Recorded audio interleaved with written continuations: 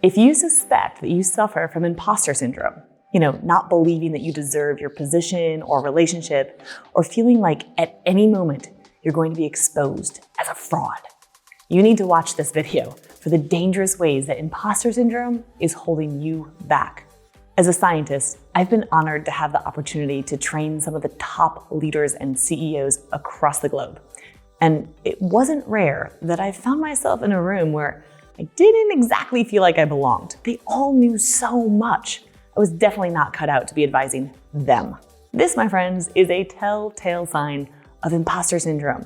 As a PhD, I know my material, but it's still easy to slide into imposter syndrome tendencies. So I wanted to share a few ways to spot imposter syndrome showing up in your own life so that you can smush that little voice telling you that you don't belong. Incidentally, my imposter voice is named Chad. Sorry, Chad. Sign number 1 that you may be suffering from imposter syndrome. You avoid even trying. What can often be mistaken for apathy is really a deep-seated fear of failure. Rather than putting yourself fully out there and risking not achieving a goal, it's easier to just avoid going all in to begin with. This coping mechanism ensures we will always have that excuse that if we don't meet our high standards, well, we didn't really try anyway. Sign number 2 that you may be suffering from imposter syndrome is that you're always the last to leave the office or the first to arrive. I remember in a job I worked, no matter what time I arrived, sometimes as early as 5 in the morning, and no matter how late I stayed, some nights it could be as late as 7 p.m. and later.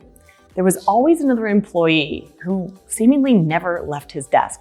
It's clear to me now, it really wasn't that he had that much more work than I did. It was that he had a serious case of imposter syndrome. Workaholics overcompensate at their job so no one can tell them that they aren't doing enough or that they aren't good enough. Go home. No one is tracking your hours nearly as closely as you are. If you're a professional, you're getting the job done, and that's what matters. Stop glorifying busy. That's not what makes you valuable. Are any of these symptoms of imposter syndrome resonating for you? Let me know in the comments what stands out for you. I'd love to know your story and help you smush that little imposter voice of your own.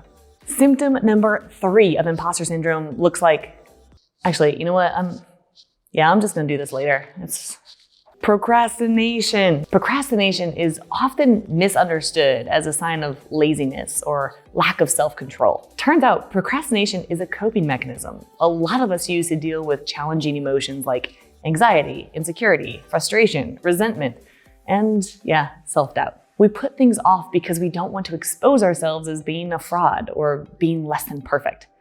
Perfectionism and procrastination tend to go hand in hand. If I can't do it perfectly, why should I even bother starting? Failure will invoke criticism and ridicule, which I know because I'm not worthy after all and I don't belong here. So the viciousness of this cycle of perfectionism and procrastination prevails to the benefit of none.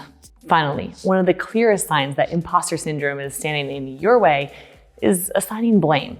It's her fault. It's her fault we're here. It's his fault. When we already feel like we're holding on by our fingernails to the position that we're in, we tend to blame others when things go wrong. We can't accept responsibility when we don't feel safe, when we feel like we constantly have to prove ourselves. Imagine what would happen if you could let go of your fears of failure. I'm here to help you find out. If you're struggling with the symptoms of imposter syndrome, I'd love to help you move into a more confident, authentic space to live more, fear less. Reach out to me at info@rebeccaheiss.com and let's schedule a call to talk. No charge.